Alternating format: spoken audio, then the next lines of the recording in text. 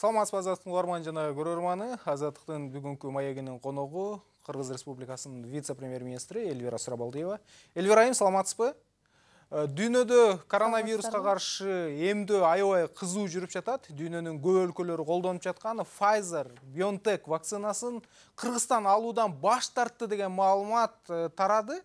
Бул абдан талкууланып жатат. Эмне себептен Кыргыз өкмөтү аталган вакцинаны алуудан баш тартты? Бул жерде сиздер туура түшүнүш керексиңер. Дүйнө жүзүндө ошол вакцина боюнча Gavi деген уксаңыздар керек да, альянсы бар. Ошол Gavi альянсынын COVAX деген программасынын ичинде ошол жерден Кыргызстанга негизи деген 8 вакцинанын түрү мындай проект кылып сунушталат. Ошонун ичинен жакында эле сиз айтып аткан талкууга алынган Pfizer боюнча ал жерден 1.200.000 адамды эмдөөгө вакцина берилет да ошол программанын ичинде. Бүгүнкү күндө кечээ мурда күн талкууланып келе жаткан Pfizer'дин сунушу болгону 30.000 дозага, бул деген 15.000 кишиге, бул 0,25 калкыбыздын процентине сунушталган дозировка болуп калды. Ал мындан внезапно кокусунан сунушталып калды. Анткени же бирөө отказ берсе керек, же бирөө мындай өзүнүн заказын чектеп калгандай, капысынан сунушталгандай болуп, мен саламаттык сактоо министрлиги менен жакында эле отуруп, кечээ эле отуруп сүйлөшкөндө, ошондой маалымат чыгып, ошондо биз дароо эле бул келе жаткан дозировканын аз саны болуп атпайбы? Анда эгер Pfizer'ден болгондо 30.000 дозировка, кийинки дозировкасы эгер 1.200.000 кишиге келе турган вакцина болсо, калгандарын деген башка түрлөрү келип калса, ошол эле Moderna бар, Zymeworks бар, ошол эле Кытай вакцинасы бар, дагы башка түрлөрү бар, европейский немелердики, орустардыкы да. Ошондо бул жерде бир чоң мындай өзгөчөлүгүн айтып кетиш керек. Pfizer вакцинасынын сактоого атайы деген -60, -70 температурный режим керек да, атайы холодильниктер. Анан $2 миллион деген сумма айтылып кетти. Бул деген $2 миллион бул жанакы холодильниктердин алып келүүчү баасы. Ал $2 миллион деген бүгүнкү күндө толугу менен бүт келе турган 1.200.000 мындай коронавируска келе турган, эмдей турган COVAX-ын аркасы менен келе турган эме эмес да. Кандайча туура түшүндүрүп берсем, не все покрывает да. Жалпы Кыргызстанда 80% эмдеш керек. Ошондо деген бул 4 миллиондон ашык адам болуп калып атат да. Ошондо биз өзүбүз үчүн өкмөт өз мындай каражаттарын мындай рационалдуу колдонуш керек. Эми пандемия учуру баарыбыз үчүн атабыз, каражаттын тартыш мындай жетишпестигине карабастан, ар бир мындай эмдөөгө мындай дал келе турган учурларды ар бирөөсүн өкмөт сөзсүз түрдө ошого каражат тапмак. Демек, менин түшүнгөнүм боюнча Pfizer'дин баасы кымбат болгон үчүн, сактоо эрежелери Кыргызстанда ыңгайлуу болбогон үчүн жана аз сандагы болгон үчүн бүгүнкү күндө баш тартуу чечими кабыл алындыбы? Эң негизги себеп мындай болуп калды. Ошол биринчи келген мындай эми пробный деп коет да, биринчи келген сунуш 30.000 эле доза болуп калды да, 30.000 дозировка. Ошондо деген 30.000 доза бул 0,25.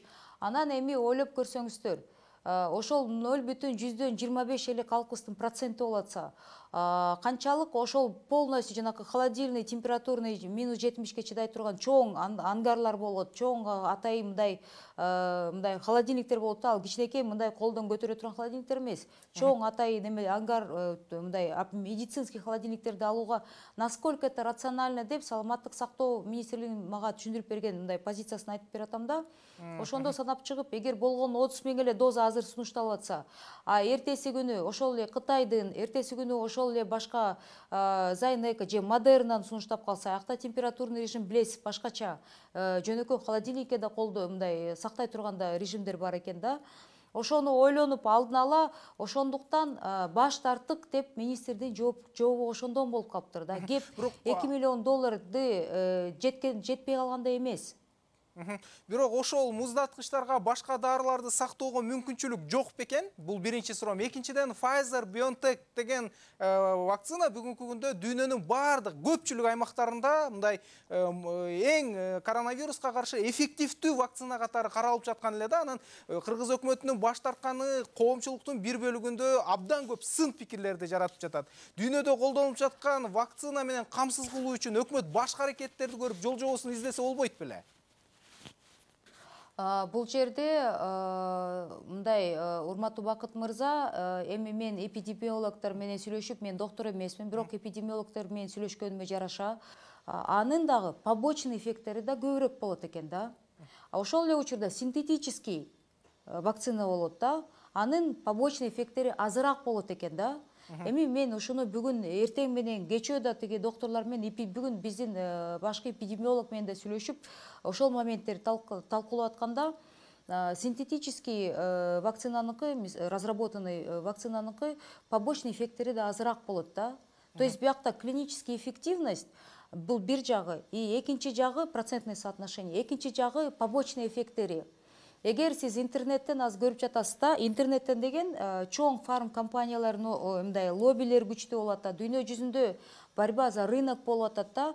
Ошол чоң фарм компаниялар уже бири-бирин мындай кадимкидей күрөш башталып атканын байкап атабыз да. Бирок негизги приоритет кандай болсо дагы коронавируска каршы эмдөөнү жүргүзүү да, адамдардын ден соолугун сөзсүз түрдө. Бакыт мырза, бүгүнкү күндө коронавируска каршы Кыргызстанда вакцинация, эмдөө качан башталат жана кайсы вакциналар колдонулушу мүмкүн? Сүйлөшүүлөр кайсы стадияга келди? Июндун 2021 жылдын июнуна чейин Кыргызстанда эмдөө процесси андан эртерээк башталбайт. Буну алдын ала айтып кетиш керек. Ага чейин ооба сүйлөшүүлөр болуп атат да. Бир тараптуу сиз угуп жатасыздар, Кытай вакцинасын Турция мамлекетинин президенти да колдондук деп расмий жарыялады. Бириккен Араб Эмираттары да Кытай вакцинасын колдонуп атат. Орус вакцинасын Россия Федерациясы биздин чектелген тиги Казакстан, кошуна өлкөлөрүбүз колдонобуз деп чыгарыптыр. Өзбекстанда Pfizer'ди колдонобуз деп чыктыр. Бирок Өзбекстанда мындай мен ойлойм өзгөчө бир эме мүмкүн сүйлөшүүлөр болгон да. Алардыкы Pfizer'ден көбүрөөк проценти менен алып атышыптыр да. И ошол көбүрөөк жардам келип аткандай деп мен түшүнүп атам да. Бул жерде ушу интернетте деле Асель Сартбаева сыяктуу, мисалы Британияда иштеген күчтүү окумуштуулар ошо бул маселе саясий жактан болгон жокпу? Орусиялык вакцинаны алуу үчүн Pfizer'ди четке каккан жокпузбу деген да маселе туулуп атат. Бакыт мырза, эң биринчиден мен эми вице-премьер-министр катары айтып кете турган нерсе. Биздин жарандар, биздин улуттук ден соолук, биздин жарандарыбыздын ден соолугу бул мамлекеттик коопсуздук маселеси. Коопсуздук мамлекеттик деңгээлде каралып жаткан чоң улуттук коопсуздук маселеси да.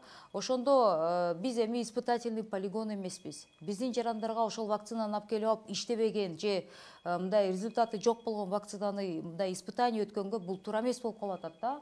Ошондуктан бул жерде менин көз карашым мындай болуп атат да, эч бир мындай саясий же эч бир негативдүү бир тараптуу карабаш керек да. Биринчиден өкмөт экономикага чейин биз өзүбүздүн мындай бүгүнкү кырдаалыбызды карап атабыз да. Анан коомдо болуп кеткен талкууду мен түшүнүп атам. Саясий анан тиги эмнеге эң арзанын алып атасыңарбы? Жок. Мисалы, бүгүн биз өкмөттө жада калса ошол эле жеке компанияларга кээ бир мындай жарандар кайрылып атат. Бизге деле шанс берилет. Мүмкүн биз кымбатын ала алабыз, өзүбүз алабыз, бирок бизге мындай доступ бериле деп атса, ошондо биз жеке компанияларды дагы караштырып, элер техникалык анан мүмкүнчүлүктөрдү мындай сүйлөшүү процесстерин аралаштырып жардам берсек, мүмкүн аларга деле мындай шанс берели деп мындай укук берели деп атабыз да. Ошол алар да келип чындыгында эле сиз белгилегендей эң негизги приоритет, негизги артыкчылык бул жарандардын ден соолугу коронавируска каршы эмдөөнүн эффективдүүлүгү жөнүндө болуп атат да. Ошондуктан дагы коомдо талкуу болуп атат окшойт. Анан мен Кыргызстанда ошо эгерде сиз айтып жатпайсызбы, июнга чейин болуп болбойт. Эгер июндан кийин болсо, бул кандай жүрүшү мүмкүн? Белгилүү бир алгоритмдер иштелип чыктыбы? Кимдер биринчи эмделет, канча адам эмделет, аны ким көзөмөлдөйт? Бул саламаттык сактоо министрлигинин түзмө-түз көзөмөлүндө болот. Эң биринчи эмделе турган биздин доктурлар, андан кийин бизде эмделе турган биздин мугалимдер, анан жанакы социалдык сектордун соцработниктер деп коебуз биз. Андан тышкары аярлуу катмар деп, анан ошол бир мындай кызматына жараша же милиция кызматкерлер болобу, же болбосо тиги 60-тан ашкан жарандар болобу. Бирок айтып кете турган нерсе, эмдөө процессине астма, анан аллергиясы бар адамдарга мындай өзгөчө бир немелер бар да, эми побочный эффект деп коет. Аларга эмдөө процессине мындай эски оорулардын күчөп турган кезинде эмдөө процессине ал кишилер катышпаш керек да. Азыр дүйнөдө коронавирустун мизи кайта элек, жаңы Британ штаммы деп тарап, көп өлкөлөрдө чектөөлөр дагы деле күчүндө. Кыргызстанда болсо санитардык нормаларды унуткандай, эрежелерди сакталбай калгандай бир сезим жаралат. Өкмөт тарабынан кырдаалды көзөмөлгө алуу үчүн кандай аракеттер болуп жатат? Мисалы, акыркы учурда санитардык эпидемиологиялык абалды кандай баалайбыз? Эми бүгүнкү күндө биз айтып аткан экинчи толкун бул ноябрдын аягы орто ченинен декабрдын орто ченине чейин болуп калды. Бирок жаңы жылга чейин бир топ эмелерди, иш-чараларды көрүп калдыңар, массалык иш-чараларда.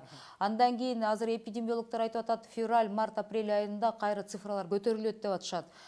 Бул процессте жанакы Британиядан, жанакы африкалык дагы бир штамм деп атышат. Ошол жаңы штаммдар чыгып атат. Ал штаммдардын бир артыкчылыгы мындай болуп атат. Алар 3 эсе батыраак жугат экен. Бирок андан көбүрөөк адам өлөт деген, мындай каза болот деген мындай далилдер жок азырынча. Ал жерде жугуштуу процесс эле батыраак болуп атыптыр. Анан биздин ошо жакында отурган республикалык коронавирус менен күрөшүү республикалык штабтын отурумунда бир нече чечимдер кабыл алынды. Ошондо деген протоколдук чечимдер тапшырмалар берилди. Бүгүнкү күндө аэропорттор менен ошол жаңы жылда мүмкүн ошол жака эс алабыз деп чыгып кеткен биздин жарандар эмки жуманын 25-28 январынан баштап Кыргызстанга даже биздин жарандар киребиз десе 3 күндөн көбүрөөк эмес алынган ПЦР немеси справкасы болуш керек. Ошол ПЦР тестти болуш керек. Сиз өзүңүз да белгилеп кетпедиңизби? Жаңы штамдын өзгөчөлүгү бул абдан тез тарайт экен депчи. Эгер тез тарай турган болсо, аны жуктурган адамдар да көбөйүшү мүмкүн. Биздин саламат сактоо кызматы, саламат сактоо мекемелери ошого даярбы? Эгерде көбөйө турган болсо, баягы былтыркы жылдагыдай коллапс, былтыркы жылкыдай абал жаралбаш үчүн даярдыктар көрүлдүбү? Тесттер, аны аныктоо үчүн, орундар жана башка. 100% даярбыз деп айта албайм. Анткени деген бүгүнкү күндө ооруканалар июль убагына карата мындай салыштырмалуу ооруканалар, инфекциондук ооруканалар салынды. Ар бир областта ачылып жатат. Бирок дагы эле доктурлардын саны жетишпейт. Ал деген бир жылда же бир күндө чечиле турган маселе эмес. Бул бир жагы тесттер жетиштүү болгону менен ооруканалардын тажрыйбасы бар. Өкүнүчтүү болсо деле кара июлдан алган тажрыйбасы бар. Доктурларыбыз дарылаганды билишет бүгүнкү күндө деп көпчүлүгүнө айтып кетсе болот. Анан тренингдер, кошумча үйрөтүү процесстери болуп атат. Бирок кайталап кете турсак, эгер кескин түрдө көтөрүлүп кетсе, бүгүнкү күндө доктурлардын саны жетпейт. Былтыркы ошо пандемия күчөп тургандагы коронавирустун кесепети жана гуманитардык жардамдардын бөлүштүрүлүшү боюнча мекемелер аралык комиссия ишин жыйынтыктагандыгы айтылууда. Анын жыйынтыгында каза болгондордун расмий статистикасы мындай иш жүзүндөгүгө караганда аз көрсөтүлгөндүгү да айтылган экен да. Канчага көп жана кандай чаралар кабыл алынат? Эгер бүгүнкү күндө расмий түрдө 1400 адам каза болду деп берилип атса, 1394 бүгүнкү күндө берилип атат. Эми 1400 жакын цифра деп айтылганы менен, бирок ошол ведомстволук аралык комиссиянын жыйынтыгы боюнча каза болгондордун саны 4000ден ашып атат. Бул бир жагы, экинчи жагы гуманитардык келген жардамдын биз ыктыярчылардын жардамы толугу менен саналган жокпуз, анткени комиссия абдан кыска мөөнөттө иштеди. Бул деген 10 күндүк эле комиссия болгон. Анан биз ошол толук материалдын баарын изилдеп чыгууга убакыт жетишпегендиктен комиссиянын мөөнөтүн 15 январга чейин узартып алганбыз. Ошондо деген гуманитардык жардамдарды кээ бир ооруканалардын, саламаттык сактоо ведомстволордун жетекчилик тарабынан десем туура болот го, гуманитардык жардамды саткан учурлар, базарларда саткан учурлар да болуп атты, сиз маскаларды, ошол фактылар чыгып атат. Андан тышкары эң орчундуу айтып кете турган нерсе бул шалаакылык болобу же мындай бюрократиянын кесепетиненби? 3-чү протокол, сиз уксаңыздар керек, антикоагулянттар мындай түздөлгөн, бүгүнкү күндө коронавирус менен чыныгы күрөшө турган мындай керектүү 3-чү протокол деген 13 майда иштелип чыккан. Ал жерде антибиотиктердин, анан антивирустардын, дарылардын, дары-дармектердин саны кичирейтилип, бирок деген антикоагулянт, жанагы гепарин, кликсан деген антикоагулянттар кирген протоколдун кошумча ошо тизмеси 15 майда чыкса, бирок белгисиз себептер менен 15 майдан 18 июнга чейин бир айдан ашык бир атка минердин кабинетинде бекилип, элге чыгарылбай, доктурларга жетпей, фарм компаниялар ошол протокол 18 июнда жарыкка чыкса, сиз ушул мындай цифраларды карасаңыз, 15 майда иштелип чыкты, 18 июнда жарыкка мындай элге берилди, доктурларга берилди десек болот, бирок дарылардын тизмеси 2 жумадан кийин 1 июлда гана фарм компаниялар ошол кошумча кликсан, гепарин, антикоагулянттар бар тизмени 1 июлда колуна алышып, анан заказ берип алып келгенге чейин бул июлдун ортосу болуп калыптыр да. Мына сиз айтып өтпөдүңүзбү, жанагы 3-чү протоколду бир айдан ашык кабинетине катып алган атка минер жөнүндөчү. Ага карата кандай чара көрүлөт? Жана аты ким экенин айта аласызбы? Себеби дегенде кандай кызыкчылыктан улам андай кадамга барышы мүмкүн? Бул ведомстволук аралык жана гуманитардык жардам, жалпы пандемияга кандай өкмөттүн даярдыгын текшерген, иликтеген комиссиянын жыйынтыгын биз премьер-министрдин кызматын аткаруучу Артем Эдуардович Новиковго мына жакында эле мындай отурумда маалыматтарды бердик, отчетту бердик.